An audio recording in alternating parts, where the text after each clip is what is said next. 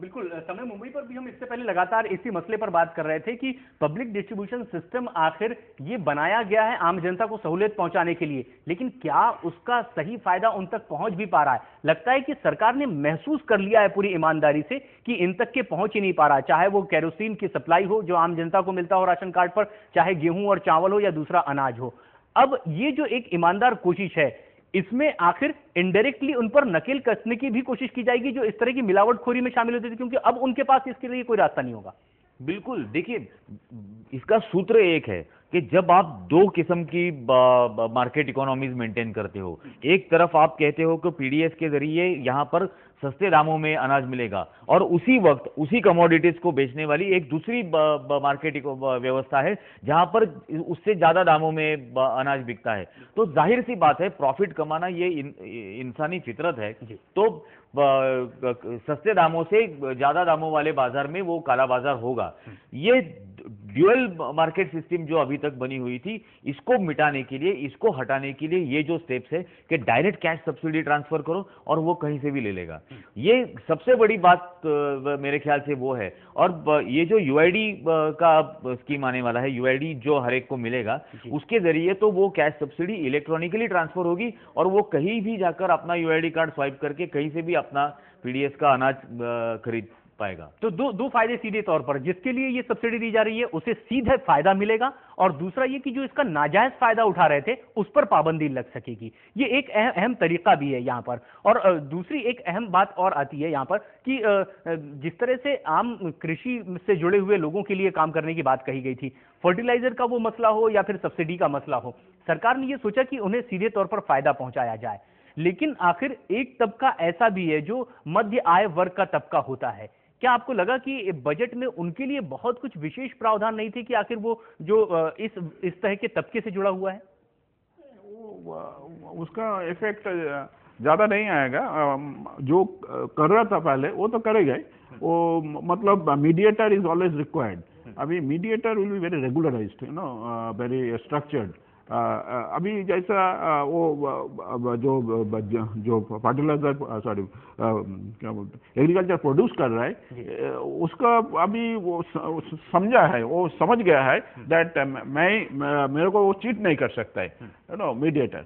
तो और मीडिएटर भी थोड़ा केयरफुली काम करेगा, तो सो दैट ऐसा कुछ बिग डिफरेंस नहीं होना चाहिए। मीडिएटर केयरफुली काम करेगा। निरंजन जी, आपको लगता है कि वो जो बीच का तबका है जो दोनों को देख रहा था कि एकदम जमीनी से हकीकत से जुड़े हुए शख्स के लिए भी कहा गया इसमें और वरिष्ठ लोगों के लिए भी कह दिया, लेकिन बीच वाला आदमी था, क्या उसे इसमें कहीं अपने आप को गुमा तो महसूस नहीं कर रहा है वो?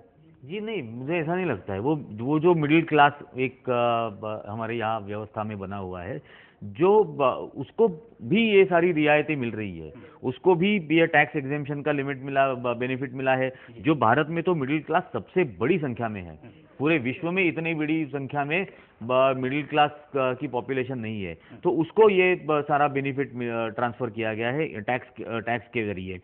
उसी को अल्टीमेटली बेनिफिट मिलेगा जब किसान कम लागत से अनाज पैदा करेगा तो सस्ते दाम में भी बिकेगा, तो उसका फायदा फिर उसी मिडिल क्लास को होने वाला है।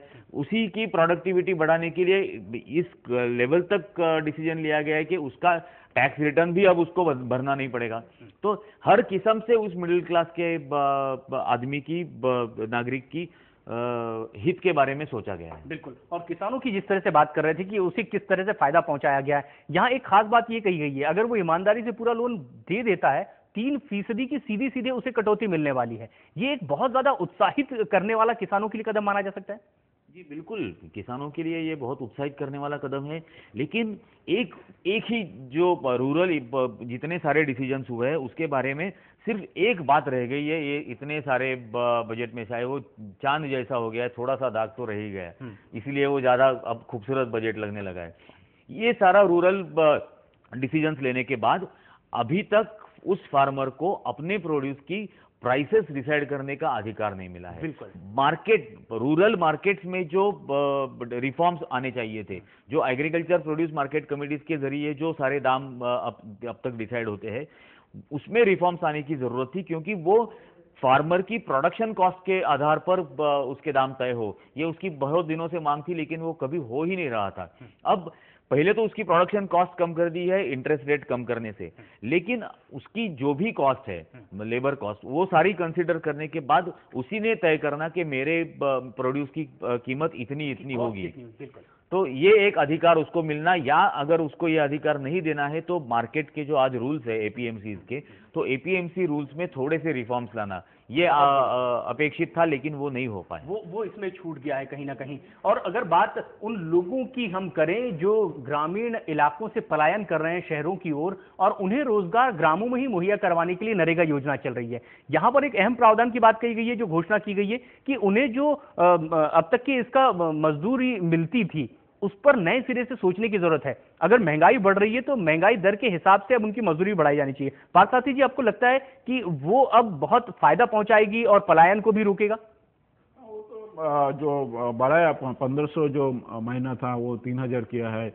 और माइक्रो फाइनेंस का आप देखेंगे, माइक्रो फाइनेंस का जो स्कीम जो गांव का लेडी वुमेन लोग जो वीविंग काम कर रहा था, कुछ बालवाड़ी में काम करने वालों की बात आप कर रहे हैं, उसका जो क्या है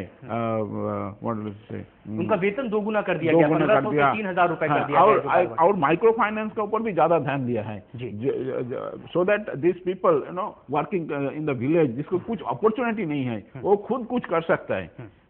और इसमें क्या है, इसमें जो पैसा जो अलॉटमेंट है जो गवर्नमेंट दे रहा है, उसका सही तरीके से उसका यूज होगा और विलेज विल प्रोग्रेस फास्टर, और फिर ग्रामों की तरक्की हो सकती है। निरंजन जी, जिस तरह से ये देखा गया कि सब्सिडी जिसे मिल रही है उससे किस तरह से डायरेक्ट फायदा पहुंचाया जाए, नरेगा में भी अब भी आवाज उठती है कि जिस तरह से मजदूरी वो करने आता है, हस्ताक्षर किसी और ही कीमत पर कर लिए जाते हैं और उसे मिलता कुछ और ही है।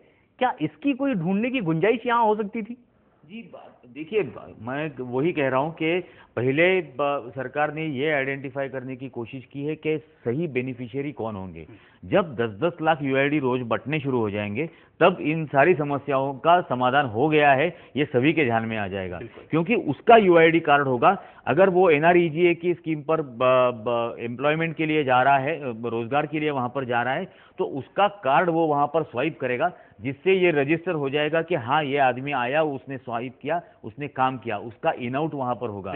और उसी तरह से अब ये भी बात है, उसके जो वेजेस है, डेली वेजेस उसको जो मिलने वाले थे, वो अगर इन्फ्लेशन इंडेक्स के साथ जोड़ दिए गए तो उसको बिल्कुल किसी भी समस्या का सामना नहीं करना पड़ेगा। उसको जितना पैसा मिलना चाहिए उसके रोजगार का उतना पैसा उसको मिलेगा और वो इस किस्म की इन्फ्लेशन का सामना आसानी से कर पाएगा। बिल्कुल, यानी यूआईडी कार्ड, इसके आसपास इस पूरे बजट का ताना बाना दिखाई देता है। अब ये कार्ड एक जादू का कार्ड होगा जिसके आसपास इस पूरी व्यवस्था को सुचारू रूप से आगे बढ़ाने की कोशिश यहां वित्त मंत्री ने की है। अब यह देखना है कि आगे किस तरह से इसका फायदा उठाया जाएगा। फिलहाल एक छोटे से ब्रेक के लिए रुकेंगे। क्या कुछ और बाकी रहा जिसका गम है लोगों को इस बजट में जो उन्हें नहीं मिल पाया? छोटे से ब्रेक के बाद